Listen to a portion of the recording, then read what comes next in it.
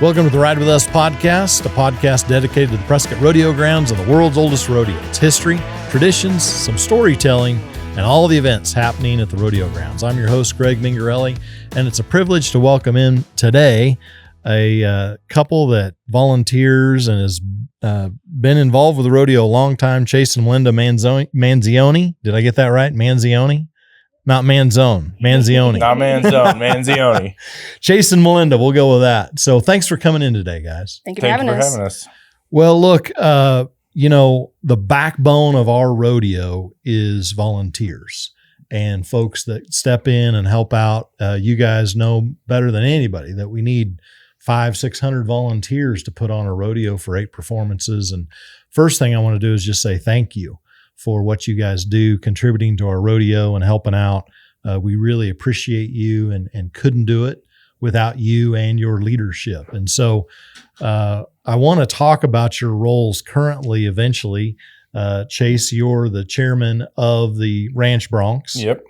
And Melinda, you help out as the chairperson for timed events, which is 6 different events in our rodeo. It's a pretty big job. Yes. When you think about all the timed events. But before we do that, I wanted to give you guys the opportunity to talk a little bit about how you came to be a part of the world's oldest rodeo. And if there's any background with your families and kind of how you kind of were told we're going to the rodeo, or you grew up coming to the rodeo with your family. So we'll start ladies first, since we're honoring women in rodeo this year. Melinda, what's your background with the world's oldest rodeo? So I have always loved attending the rodeo. I used to work for York Dodge, so I would always go. I loved going to the rodeo. I started volunteering probably about 6-7 years ago. I started off with the Fort McDowell Indian Rodeo with my family. My cousin, Little Joe, he's what got us into it. And then I posted about it, and I was like, hey, you want to come do Prescott? I'm like, all right, yeah.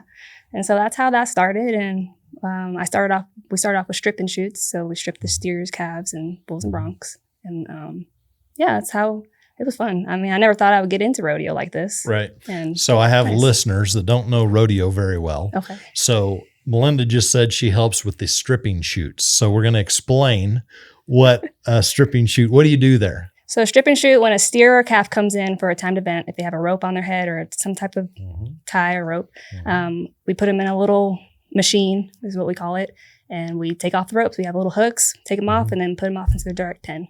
Yeah.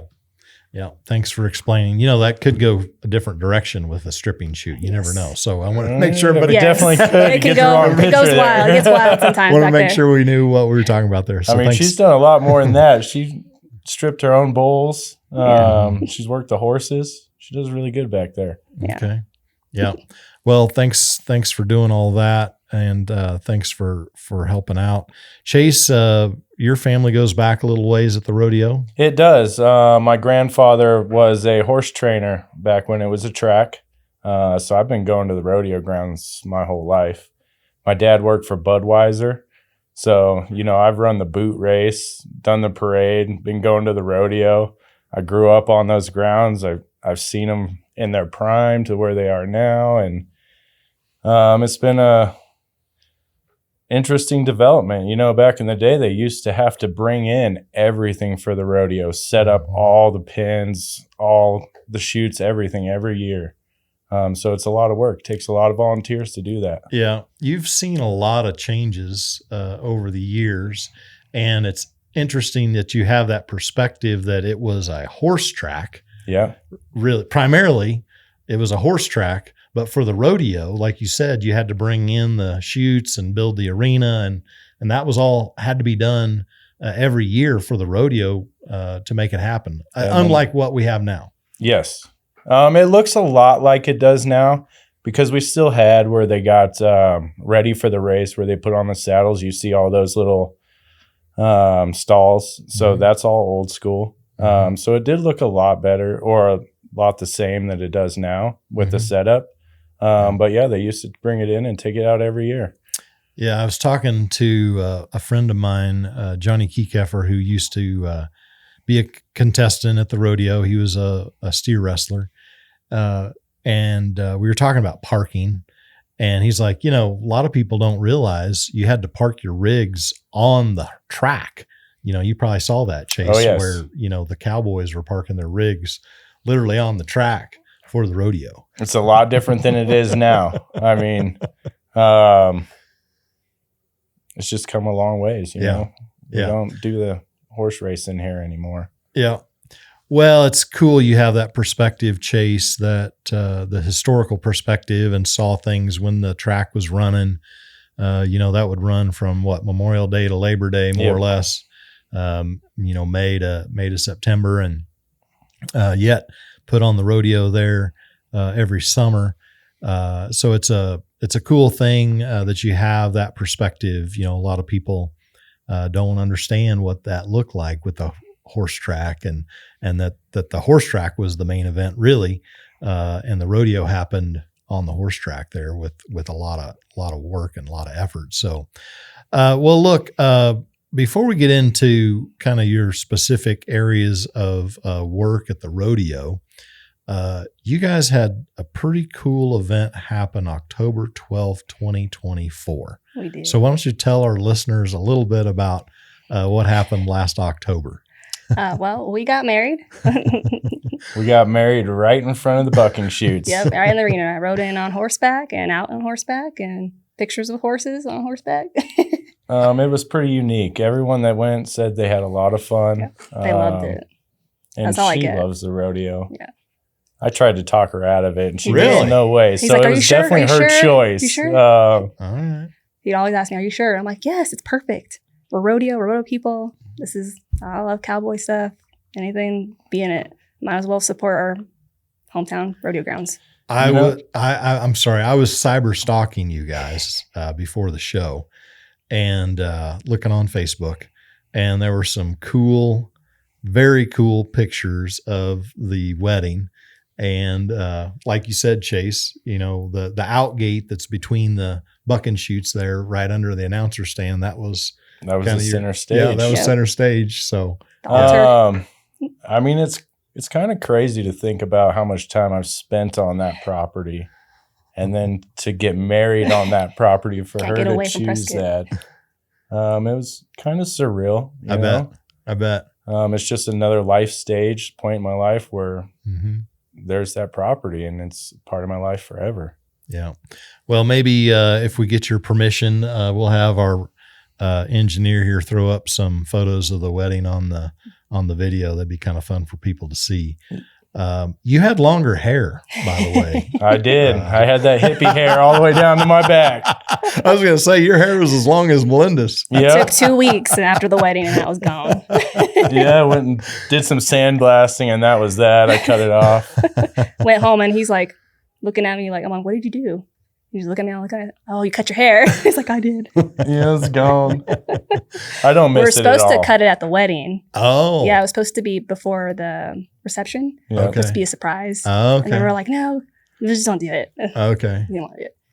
I mean, it looked so good Yeah, at he the was wedding. I was like, no, he was I'm feeling going to himself keep in it his and suit let and it everything. hang out for the wedding, and then I'll cut it off. Yeah. I mean, that's 4 years of work right there. Makings of a good mullet. Yeah, right? Yeah, I wish I right? had it to do I a told him, mullet. like, "Come on, do a mullet." He's like, "No, I can't sport I the can't do mullet." that." Well, congratulations. I'm glad you have that as a memory. What a great way to kick off your marriage and having that wedding ceremony there in the arena. We were talking before the show about probably there's not that many weddings that occurred in the arena. When you think about it too, it was a temporary arena. So, but maybe in our history that we don't know about, we'd have to ask Danny if there was some other weddings that happened there on the grounds. That'd be cool to know. Yeah, that would be cool to see what they look see if like there's back in pictures the or day. anything. Maybe more horse track than rodeo, but Yeah. Right. Oh, back in the day, yeah. I don't know if I've seen one photo. I've seen some wedding photos taken in front of the out gate there. Sure. And on the property. There have been some weddings happen on the property, but Yeah. in the arena, I would say that's a pretty unique experience. I would say that's the first. Might start a trend. I don't know. I have fun. Well, Love it. congratulations. Depends on how many ladies want to get married with all those advertising signs right behind them. He's like, you're going to be advertising for the wedding. I'm like, yeah, but all of my people work for her and I like them, so who cares? That's right. That's Just right. flower them up. Oops. Yeah. But, Well, that's yeah. cool. That's cool. Fun. So let's get into kind of the nuts and bolts of what you guys do at the rodeo here to help make sure it all happens. And we'll start with Melinda again. We said you're the chairperson of timed events, which is a new role for you in that you're the chairperson, but not really a new role for you because you've been working the timed events for quite some time. But give our listeners, Melinda, some flavor as to what goes into that work that you do for the timed events and kind of the team that you put together, and give them an idea of kind of the behind the scenes. You know, they see the tie down roping in the arena, and they see the team roping, and they see the steer wrestling and all the different timed events in the arena, but help us understand what goes on behind the scenes a little bit. Okay, so when rodeo starts, we will have our stock back there. So our calves and steers, we have them separated up. And then once things start rolling, we'll start to push them up to the stalls. And what we do with these stalls is we separate each contestant by number because we get a list of everyone's draw and they're in order. So we either put them in order if we can, separate them and sort them. And normally what I've done and always volunteered is that middle alleyway where I pull the steers or calves to come out for each contestant. So write down the numbers, keep track of them, make sure they're pushed up. And then once the judge says, let's go, we load them up and get them in there. And you just got to watch your back, pay attention. They can get a little wild. Sometimes they don't want to go in and you have to shove them in yourself. But it's just part of the job. As far as with, you got to pay attention with roping and making sure the dirt's good, scraping the boxes, making sure things are clean, and make sure the contestants are taken care of as well when it comes to the dirt, drinks, anything really they need. Barrels, we make sure the barrels are good to go for the judges, put them out there, take them out. And yeah, we got to stay on top of it. And It's definitely a fast-paced moving area. Right. You need to be on it, got to pay attention and yell if someone isn't, because you don't want them to get hurt. Because I've seen people get trampled. I've gotten pinched. I've almost gotten ran over, kicked a bunch of times every year. Oh, yeah. I have to say. It's always the steer. Man.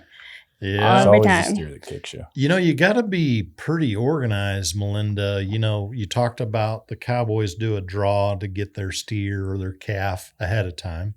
So now you're matching up. You got to make sure the right steer's coming out at the right time and the Cowboys there, with that steer that he drew. And I don't think people really understand all that goes on with the draw, organizing the steers, making sure they're in the right order. Yes. It's very, very, very important. It is. Because there's two different ways you can do that too. There's, where they pull their hat out of the draw. They pull their draw out of the hat, sorry. Or, they just get whatever comes up next, which we haven't had with these rodeos. So we don't have to worry about that. It's always by number and draw. But yeah, there's a lot of organization. You got to organize the people, got to organize stock. Yep. And make sure you're on time manner and doing whatever extra stuff that, say the arena director wants you to fix or step in and do. Yep.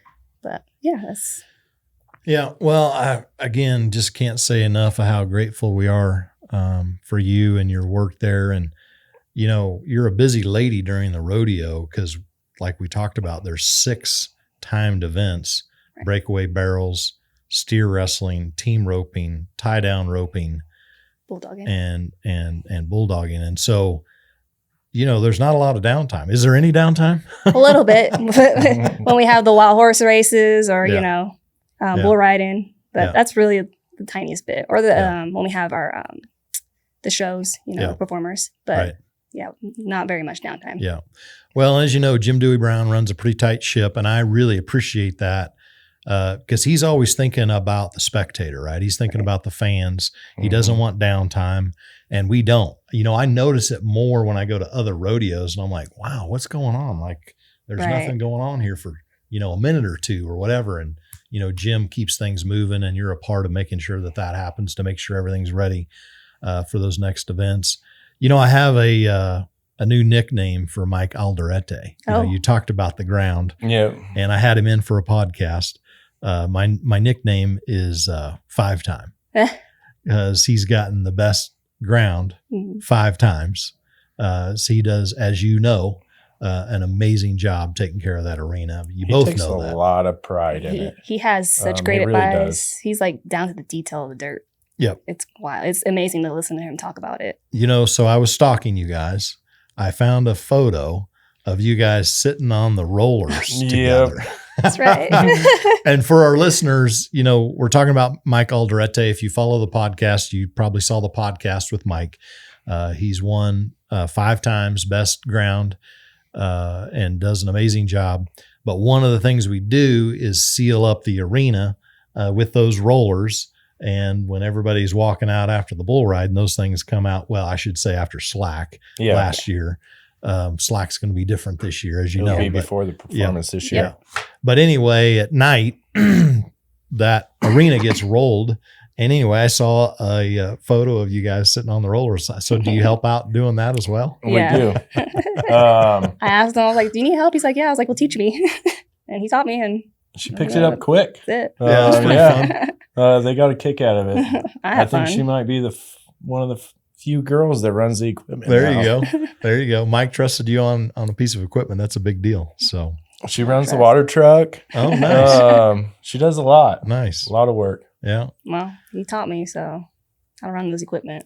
Wouldn't be able to do it without you. Well, this year we're honoring women, so we're tipping our hats to women in rodeo. Thank you, Melinda, and thank you for all the things you do there. We could probably sit here for a long time and talk about all the different aspects, but particularly with timed events, thank you. And helping out Mike, great guys, and you get to work with Robbie Long. Mm-hmm. We can, if you've got any dirt on Robbie, we could get that on the show here. So, but that could be risky. I mean, I like working the rodeo. I don't want to be getting fired. We like Robbie. And or have to deal with him when I piss him off. Oh, no. Robbie's my leather guy. He's a great leather guy. Pal. Yeah. I really like working for Robbie. Yeah, you guys both get to work with him quite a bit, I would assume. Mm-hmm. Yeah. During the rodeo. He's great. Yeah. He's a good boss. He takes... Yeah, he's willing to listen to what you have to say, your suggestions. Right. Some are good, some are bad, but he lets you play the game. Yeah, that's nice. Yeah, he's a good leader. Yes. So, Chase, talk to us a little bit about, you're the chairman of Ranch Broncs. So help our listeners understand what Ranch Broncs, what that event is about, and then kind of help us understand what you're doing during the rodeo for the Ranch Broncs. Among other things, I'm sure you're touching other events, but. I do a lot of the events. Ranch Bronc is a regular saddle on a bronc. That's basically what it is. Right. We get a lot of local ranchers that come out and ride, a lot of contestants. It's a fun sport to watch. I definitely like the Ranch Broncs. You kind of don't ever know exactly what's going to happen, right? I mean, because these guys, they break horses out on the ranch, of course. So that's not that they're inexperienced, but in the arena, it's just a different event. Our listeners are used to bareback riding, which is the suitcase handle, essentially. They're used to saddle bronc, which is a modified saddle. We'll get into that because Chase mentioned this is a regular ranch saddle. And a saddle bronc saddle is different. The stirrups swing more free. There's no saddle horn. And then you have just one hand on that lead rope. Whereas ranch broncs, they're bringing their saddle from the ranch, right? And then what else are they doing? Do they have a strap that they're holding on to off their saddle, or what do you typically see for these guys? Same. They got the lead rope. Okay. Just the lead rope. Yeah. Okay. One hand, and I believe they have to come out with their heels above the shoulder, the same as the others. Okay. They have to mark out. Yep. Okay. Yeah, it's a lot of fun to watch those guys. And, that really is our history and tradition here, right? I mean, this is how rodeo got started in Prescott, Arizona, way back to 1888. Ranchers wanting to compete for, exactly, ranch activities. Yeah. Yeah. So I would say it's a lot different than what you're doing on the ranch. I mean, I'm not a rancher, but they're getting on broncs. They're not breaking a horse. Right. The bronc is made to buck you off. Right. So I figure it's a little different than what they're doing on the ranch, but still at the same time, competing in ranch activities. Mm-hmm. Mm-hmm.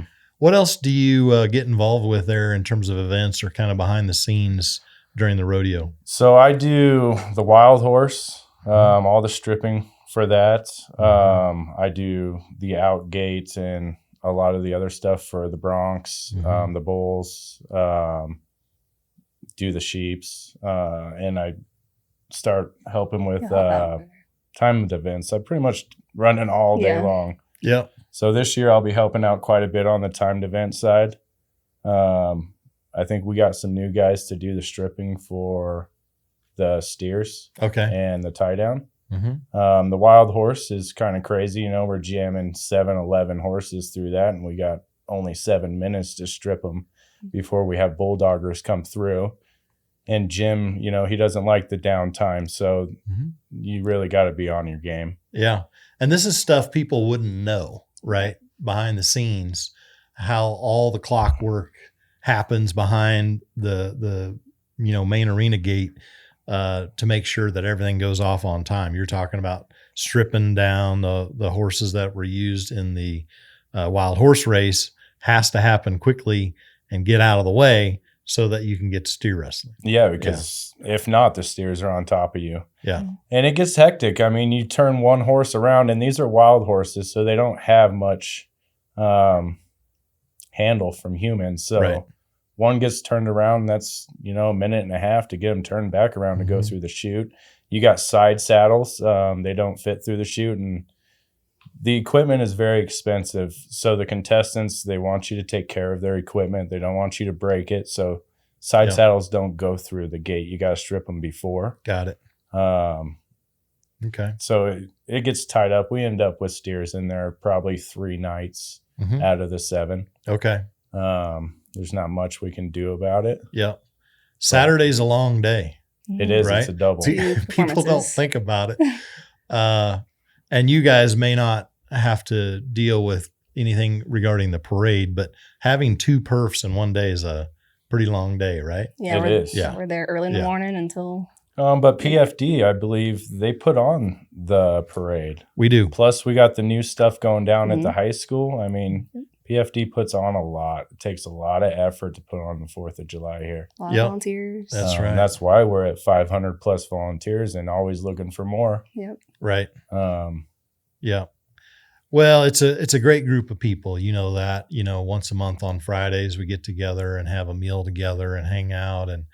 And I think there's something about when you're all pulling the same direction for a great purpose like our rodeo, and you're working hard, elbow to elbow with these people, you forge relationships that are like family. Would you agree? The camaraderie 100%. is probably one of the big pluses. Mm-hmm. I love the people that we work with. Oh, yeah. I mean, we do some other rodeos, and the Prescott Camaraderie is definitely probably one of the better. Yeah. Yeah. Some of these guys we're at 6 years now with some of them. Okay. And it just meshes really well. Yeah. I mean, we talk about bosses and chairs, but when you're down there, it's not really like that. Yeah, everyone's equal. Jim once said, if you're too big to do the small stuff, you're too small to do the big stuff. And that kind of really resonates with the crew. Everyone chips in on everything. So yeah, you guys have a great crew down there. I was going to ask you, we recently got, I say recent, I think it's been at least 2 years now. We recently got new panels for the arena and the buck and shoots and the preferred roping boxes. And tell us a little bit about that. If you saw, I know Chase did, and maybe you did too, Melinda, the before the new equipment versus now. Talk to us about that in terms of the ease of moving the animals through and the safety of the animals and the people back there. It makes it a lot safer because you can actually open the gate. You're not kicking them with your feet. You don't have horses running into a gate while you're trying to get it open. You can close it behind them and stop them from going backwards. Yeah. It's a lot safer for us too, so they're not moving around in the chutes all the time, because when you have your hand in the chute and you're trying to pull off a saddle, those guys put those saddles pretty tight. So having that horse bounce back and forth between a bar, you get a lot of broken hands and stuff. Oh yeah. So with the new equipment, it's a lot easier, a lot safer for us and them. Yeah. Yeah. I don't think people have a full understanding of that. Again, they see what's going on in the arena and it looks really nice, but there's so much important things happening behind the scenes, and that equipment being new and functional is a big deal for the safety of the horses and folks working back there. It really is. Even with the sorting for the steers, we can sort, 12 now? Yeah, you can sort 12. You can even put them in the alleyway in the back. So it's nice because you can just slip them right in. You don't have any just loose in the back or questioning whether that goes in the chute or not. And a lot less greasing prior to rodeo. So that's nice. Yeah. And it's up off the ground, because the old equipment was kind of like, because it's been there for a long time. And rain, it's sinking down in there. So it's nice that it's up and steers aren't like right here by you. Oh, yeah. You're like, they definitely like to try to jump out of that thing. Oh, my goodness. Every time. That's why I always try to clock them before, get them before when we load them, because you can tell they're spunky, they're kicking, they're mad, they're just really not happy. And so we always say, hey, there's a wild one, watch that one.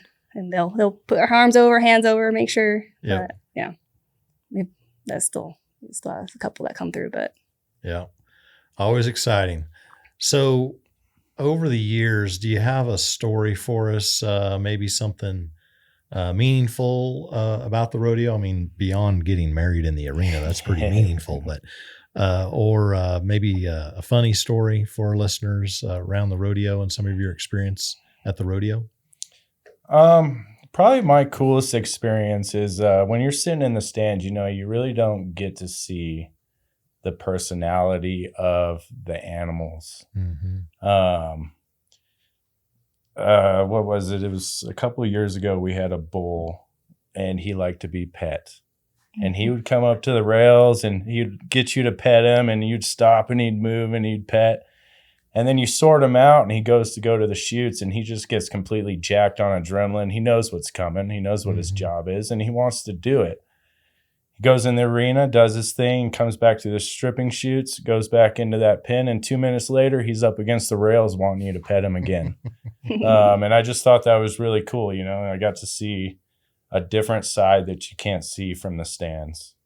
Yeah, that's cool. We talk about our contestant athletes, but we don't always talk about the animal athletes, and they do have personalities, Chase. And I appreciate you bringing that up, because I've seen it time and again back there where, these animals, they're smart enough. They know when they're down a particular chute and they're in that bucking chute, they know game on, this is my time to perform. But, and I wish I had their job of 8 seconds at a time versus 8 hours, right? I mean, they got it made. They come out, they buck for 8 minutes, and they're back in eating food, drinking, and trying to get some love from whoever's standing around. So my favorite's when you put your arm out and they're like, okay, yeah. That's funny. Yeah, they're just gentle giants back there. Yeah, that's cool. I mean, they really are. JB Mooning, that bull that bucked him off, broke his neck. And he's out there petting it. Best friends. Yep. They competed against each other, and that's that. He's no hard feelings. He's out there petting it, and I just think that's the coolest video in the world. Yeah, that's it awesome. Really shows.